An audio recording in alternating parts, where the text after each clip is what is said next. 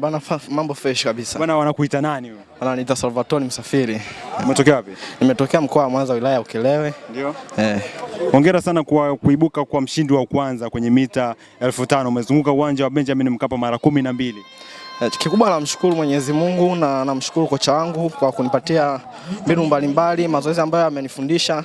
Ndo kikubwa ambacho kimefanya mpaka nishinde, kutokana na kocha wangu na kumwamini Mwenyezi Mungu. Bwana, unamwangalia nani kwenye riadha? Nani ambaye ni nyota ambaye ukimwangalia unatamani siku moja ufike pale? Natamani kuwa kama Alphonse Simbu ambaye amemaliza kushinda mashindano ya kidunia. Natamani na mimi niwe kama yeye, kwa sababu naamini naweza, na nikikutana naye na yeye atanifundisha mbinu mbalimbali.